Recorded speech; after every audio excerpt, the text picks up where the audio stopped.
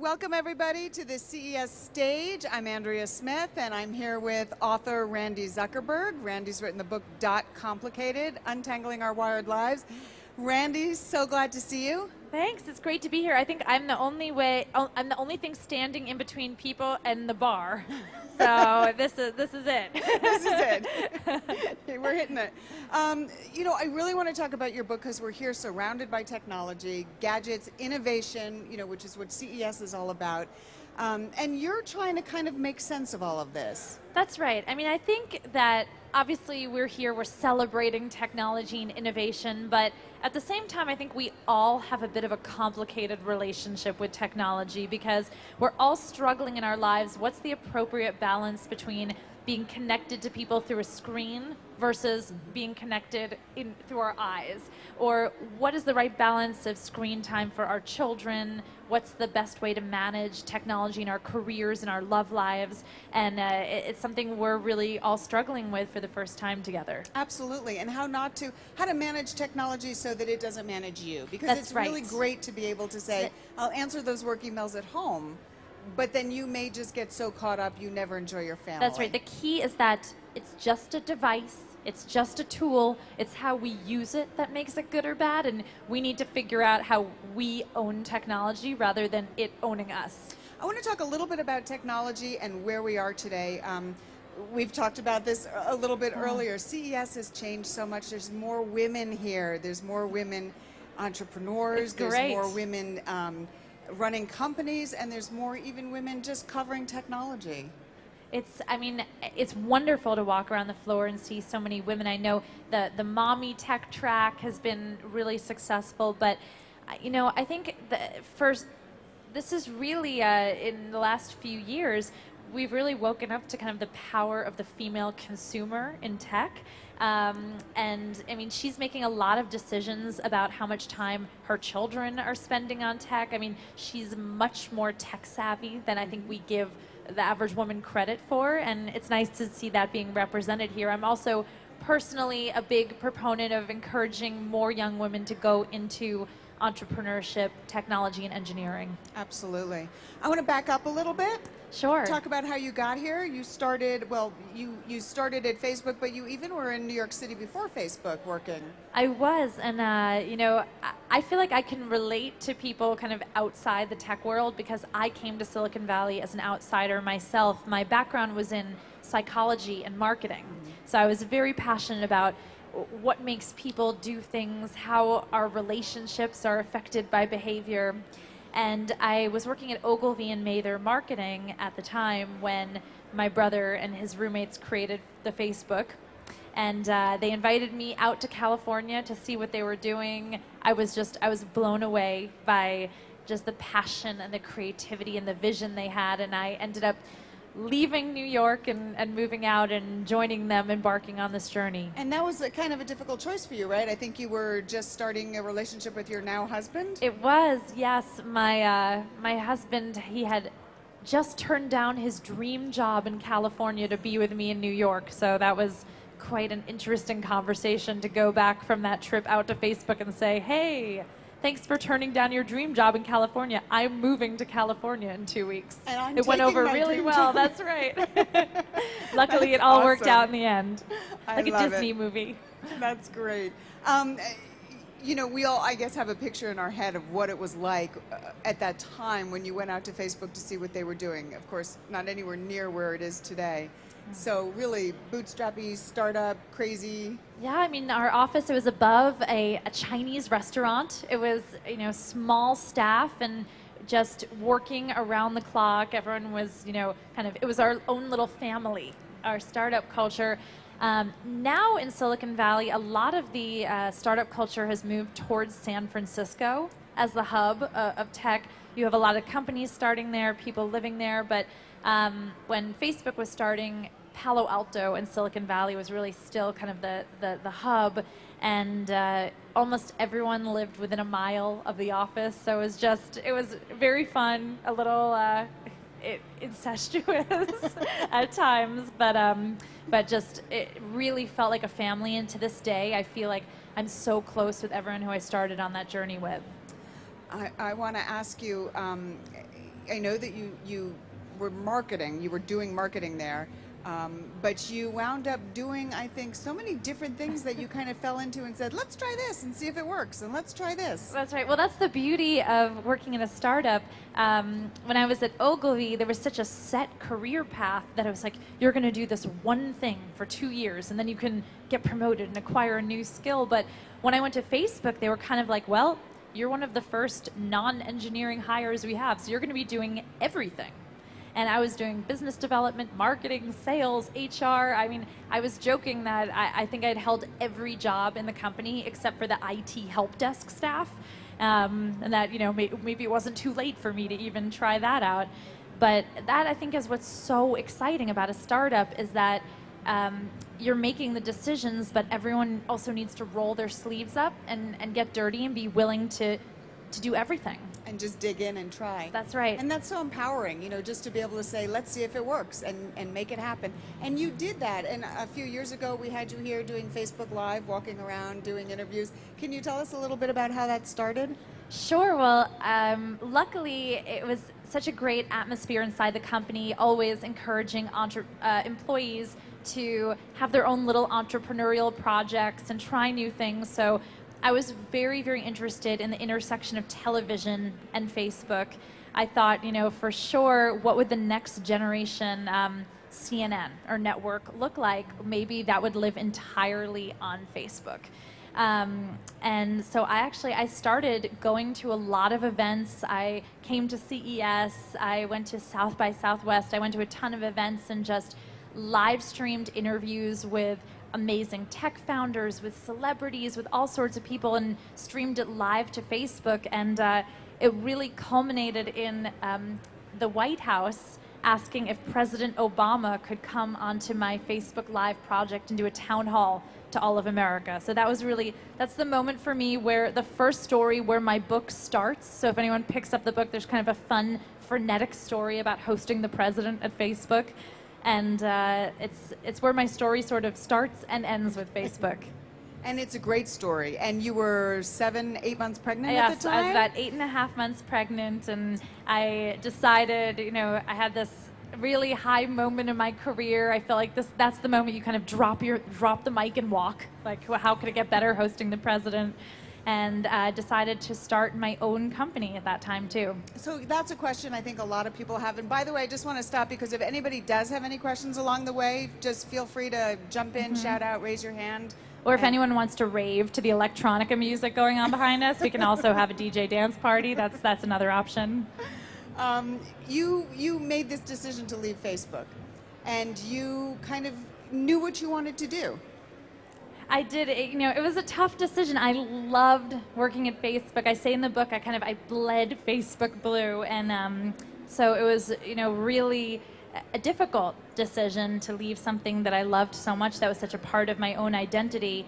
But for me also, I was reevaluating a lot of things in my life. I just had my son. I was really thinking a lot about the importance of children and technology and education and safety and rethinking a lot of that. And I felt like I wanted to be kind of at the forefront of a lot of that conversation. And I couldn't do that if I was just the mouthpiece for one company.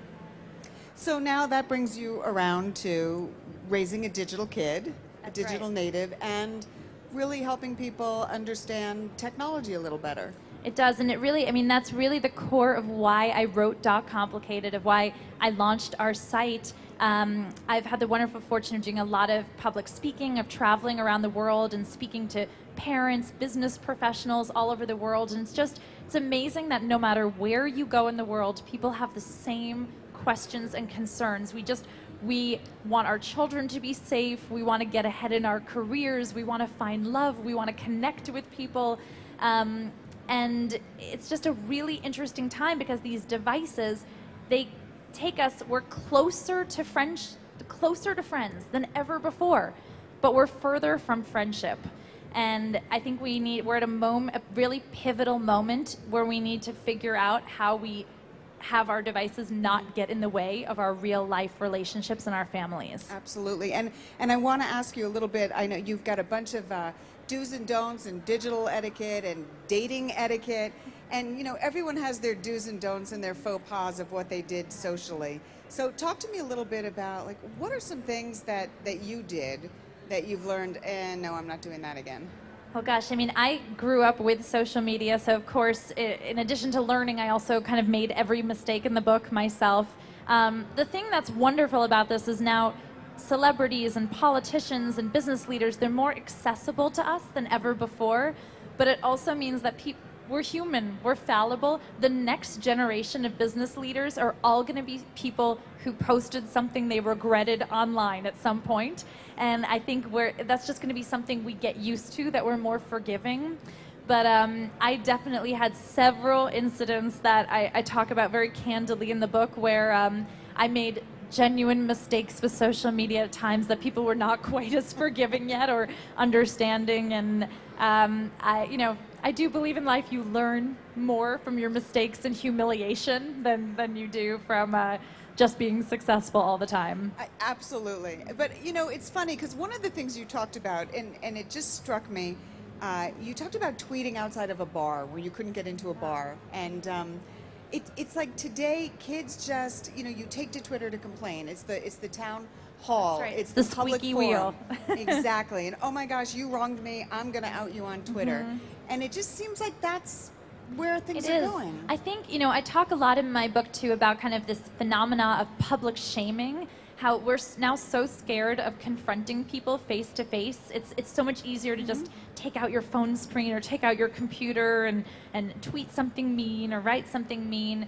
But you have to realize when you do that, you're summoning kind of the online hordes and the trolls, and that's something that I've really tried to do in my own life right now, is to be better at confronting people face to face and resolving something before taking it to everyone else on the web. Good advice. So tell us some do's, some ways, like digital dating today. I can't even imagine. So is there good etiquette for this? Well, gosh, I think the first thing you have to realize, whether you're going on a date, whether you're going on a job interview, is that definitely the person who's meeting you is going to almost know everything about you before you sit down at the table. Thanks to Google, thanks to everything, they have an instant dossier on everything about you. One thing that I do think is, even if you have Googled everything about the person on the other side of the table, that in a date, in a job interview, try either, you know, in some ways try not to let it code your judgment of them, but also, like, don't be creepy about it. You know, don't say like, so how was your recent trip to Hawaii? Oh, person that I'm on my first date with. It's It doesn't interesting. give you anything to talk about then, if you know them. And part of it is good because you can start, you don't have to do all those awkward icebreakers. You can kind of jump right into conversation. On the other hand, it takes some of the mystery out of it too, and a lot of the fun. One thing I talk about a lot in the book, though, is how there's you used to be able to have a very separate identity at work and then come home and have be a totally different person at home. And you don't have that luxury anymore, because online you get one identity. And what does that mean for all of us as business professionals, where the lines are increasingly blurred between our work lives and our personal lives? How do we balance that? How much do we let our colleagues into our personal lives? How much do we let our friends in on what's going in our business? It can be certainly very difficult to navigate. It's hard, and you don't know. I mean, you know, when your boss tries to friend you, you know, it's the whole, should I do this? Do I do this? And you can't really have that private a life if you're sharing online. Although there's a lot of research coming out recently that says that it actually makes you more likable and successful in your job if you do share some personal details. So I say go ahead and friend the boss. Okay. But but maybe not share too personal details. Maybe put them on a privacy setting. So we have just a few minutes left, so I actually want to touch on this sharing. I know that you had a situation where you shared a photo on Facebook of your family, and it wound up not staying private. And it really speaks to, being able to share privately with your family and not have somebody, share it with the world. It is. It's interesting because I think in our lives, we kind of have three different types of information. We have super private, our secrets for just us and our close family. We have super public when you're talking about, I just got a new job, or I have this big, I'm having a baby. And then, but most of our lives are lived in between that. Most of our lives are just personal.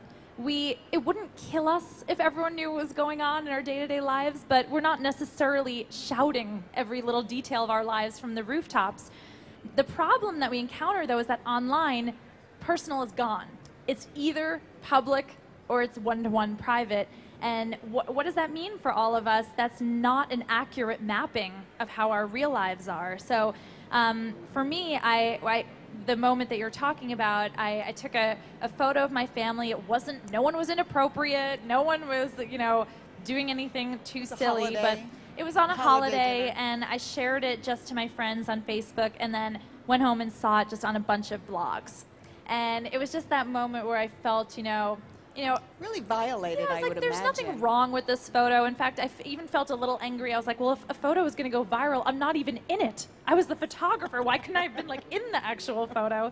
So I wasn't angry. It wasn't a particularly bad or damaging photo. It just really made me think about this kind of personal area of information and how it's gone online, and how do we get that back?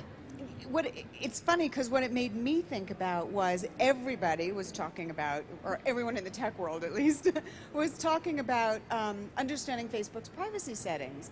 And the people who were not really entrenched in tech, but maybe network anchors, morning shows, were just kind of looking at this story, scratching their heads going, well, I don't even know how to use a fax machine. I don't get any of that stuff. And it struck me as, are you kidding? You've got kids. That's how right. do you not understand? Because if you have kids and you don't get it on Facebook and, That's right. and Instagram, And these are the anchors who millions of people are looking to. If they're sitting there almost making it seem cool to be uninformed about tech, I mean, like we were talking about before, you would never send your child out on a play date or out in an extracurricular activity not knowing where they're going or what they're doing or who they're with. Why would you just kind of send them out into the internet without having any idea of what sites they're visiting and what tools they're using? So I don't think that news anchors are doing a service to people by saying oh, I don't know how to use those silly sites. Well, you wouldn't stand at the White House and say, I'm not sure where Fallujah is, but yeah, exactly. you need to know. That's exactly right. And I think it's really important for all of us as parents to have that degree of literacy. We don't have to be on every site we don't have to be an early adopter of every new social media site, but we have to at least have a working knowledge of the sites that our children are using. I just want to see if there's any questions, because go ahead. Yeah. Hi, it's an honor to see you Thank you. 5 feet away. Thank you. For someone that has been in the forefront of social media and kind of grew up and introduced that to us, I wanted to know what is your thoughts about all these NSA and government sneaking into people's lives, and how you and your organizations that you created and as such can help and empower the people here so that democracy and privacy of the people can be protected by the same government that they elect. Gosh, I mean, wow, that's a question that's slightly Tough above my question. pay grade. It's hard question, but a good question, and certainly one that's on the minds of almost anyone who's working in tech. It's interesting because a few years ago I would have answered that question in just a techie perspective, but I'm going to answer that in kind of both a techie and a mom perspective. In some ways, as a mom, I do actually, there's a sense of kind of comfort as a parent that there is someone watching out online if there's child predators, if there's things going on. Obviously, as someone who is rooted in technology and innovation, that's kind of one of the surest ways to stifle innovation is when that kind of surveillance is happening. So I think it's a much more complicated answer than just a cut and dry black and white. I think that there are certain areas where there needs to be some level of surveillance, but many that there should not. Anybody else? Question? Jump on in. Go ahead.